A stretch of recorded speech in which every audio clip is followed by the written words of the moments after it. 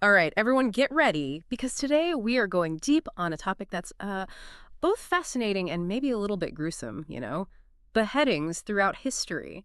You sent us a list, and the title alone is amazing.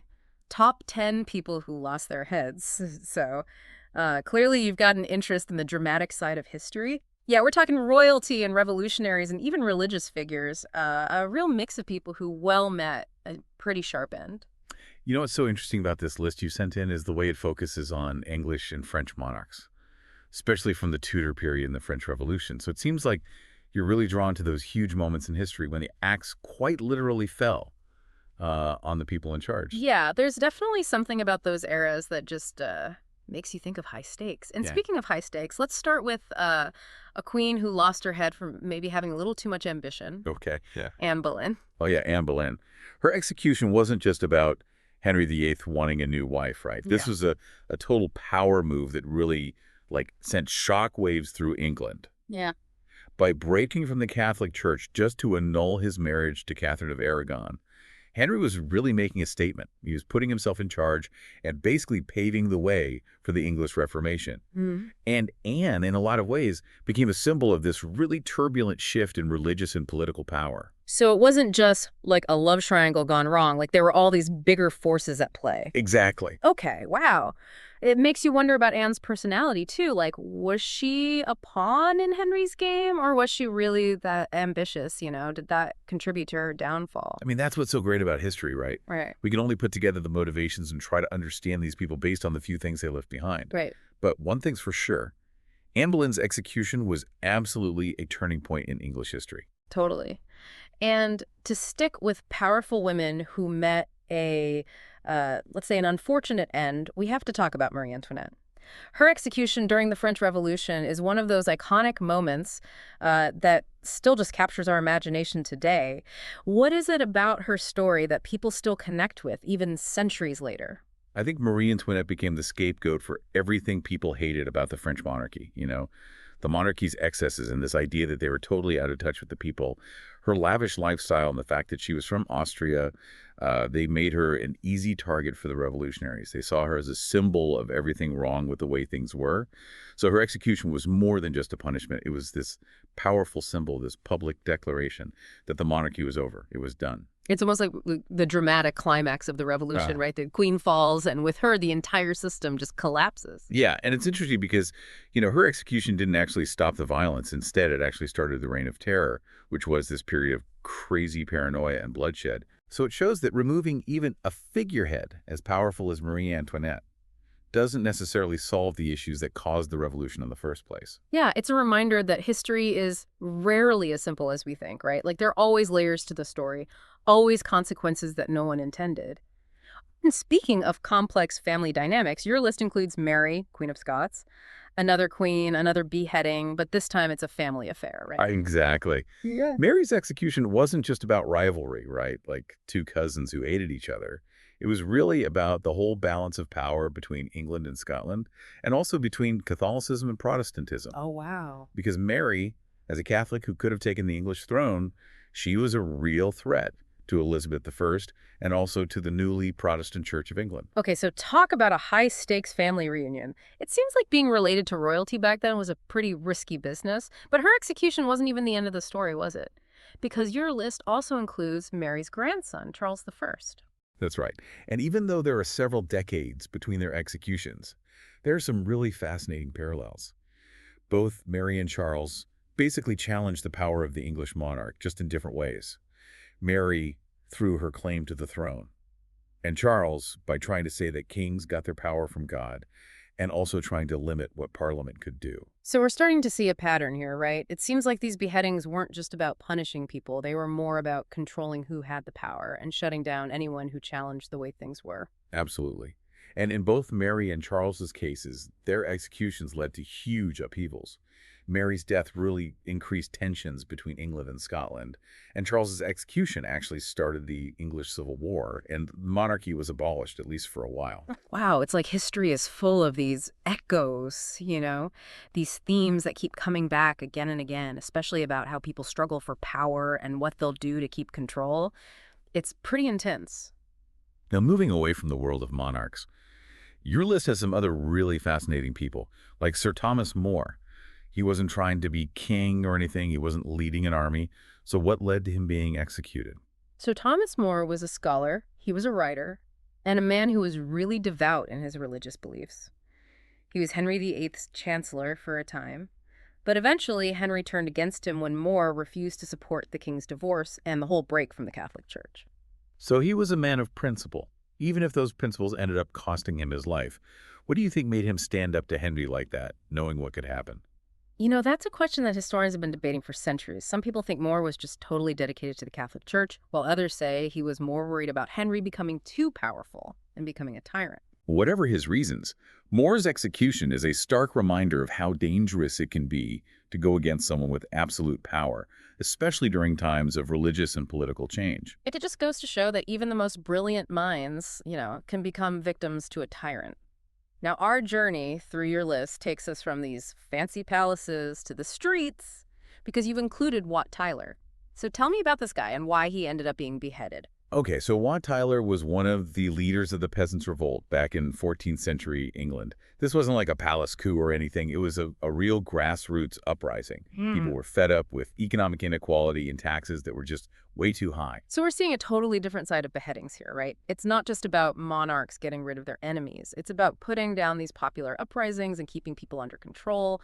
What were things like back then that caused this revolt? And what was Wat Tyler's role in all of it? So the Peasants' Revolt had been building for years. People resented the ruling class, and the Black Death had killed a lot of people, which led to not enough workers and a lot of instability. Wow. And on top of that, the monarchy was raising taxes like crazy to pay for their wars, so the peasants were really struggling. Then Wat Tyler came along. He was really charismatic, and he was able to articulate all the problems the common people were facing, so he got them to rise up and take action. It sounds like he was a real voice for the voiceless, someone who stood up and said, enough is enough. So what happened? How did he end up being executed? So at first, the revolt was really successful. The rebels even made it into London and met with King Richard II. But then during the negotiations, Tyler was killed, probably by the king's men, and when he died, it was like the whole movement died with him, both literally and figuratively, and the revolt was crushed pretty quickly. It's a reminder that even the movements that start with the most passion can be silenced, and also that the fight for justice and equality often comes with a very high price. And finally, we can't forget about the pirate on your list, Blackbeard. I mean, you can't talk about beheadings without a good pirate story. Right.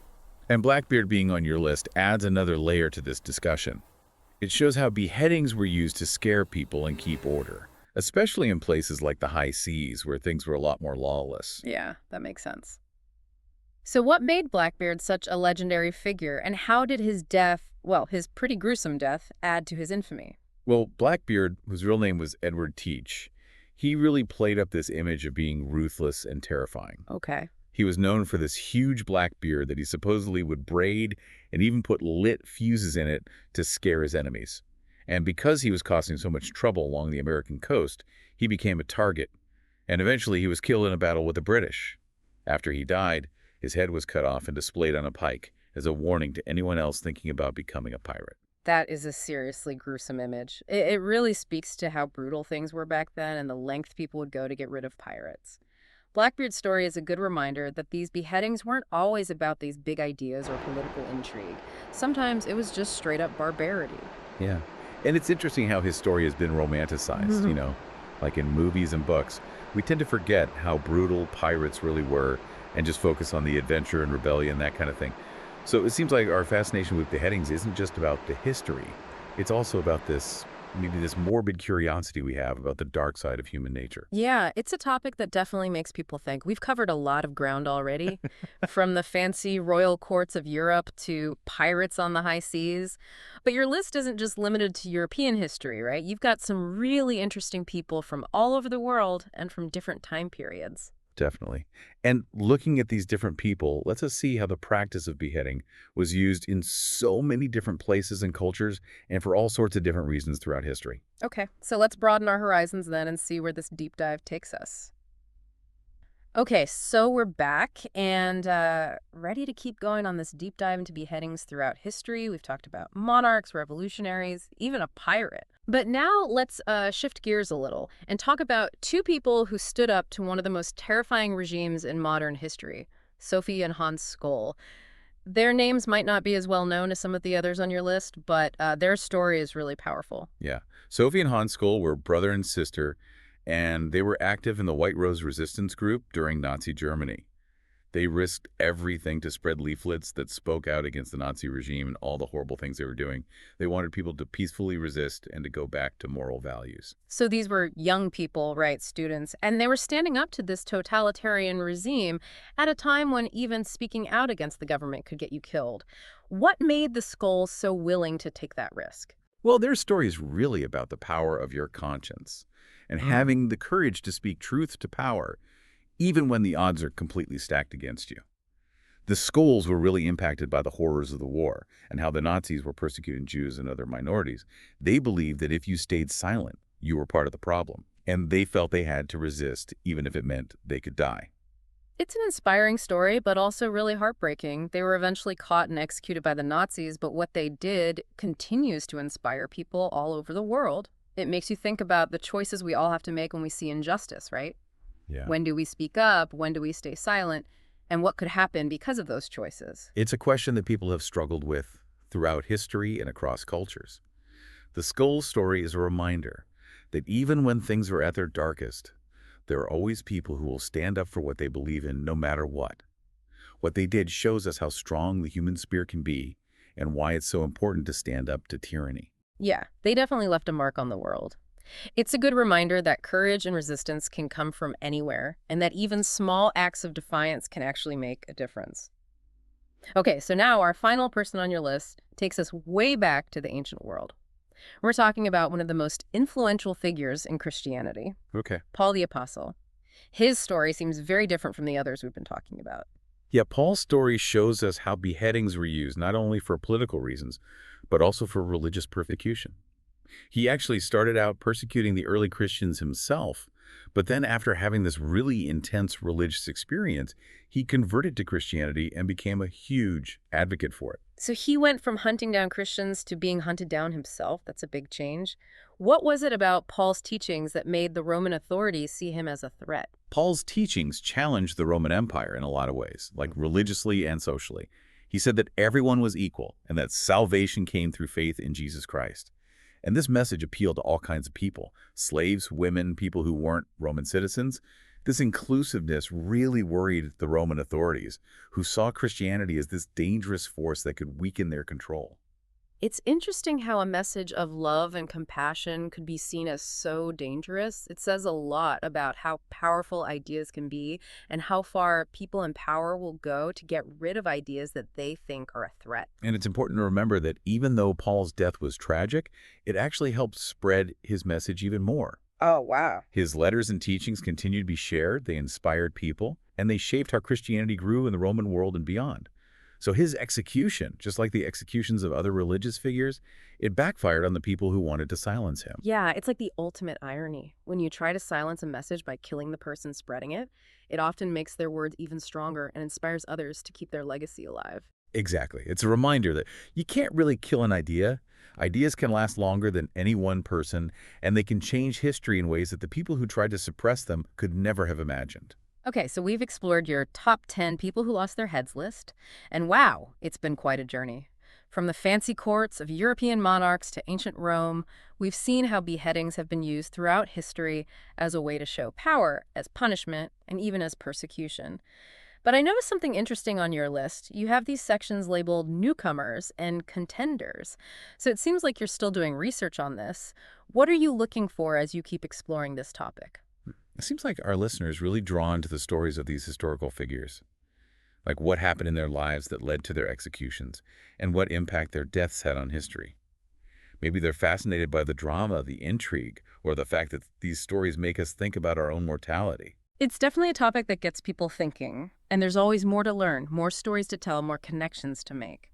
So what do you think it is about beheadings that still fascinates us centuries later?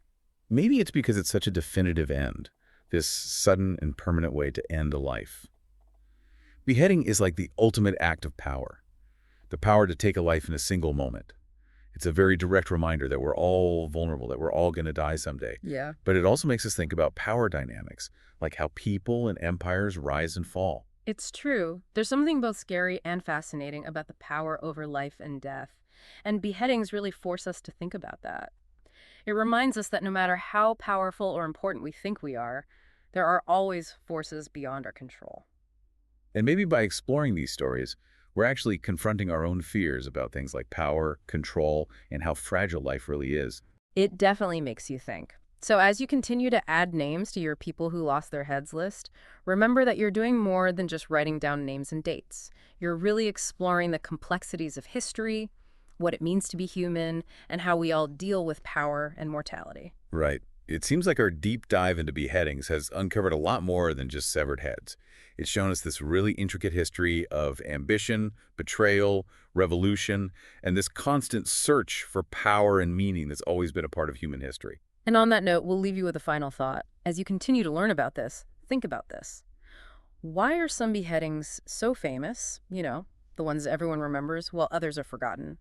What makes some historical events stay with us and shape how we see the past and even the present? Maybe it's the drama of the story, the people involved, or the big changes that happened afterward. Or maybe it's all of those things together that make some beheadings more important historically. The answer, just like history itself, is complicated and has many sides. It's really amazing how a list like this, just names on a page, can take us on such a fascinating journey. And sometimes a pretty unsettling one, too. I mean, we've gone from these super powerful monarchs having to face the consequences of their actions to regular people doing these incredibly brave things, standing up to tyranny.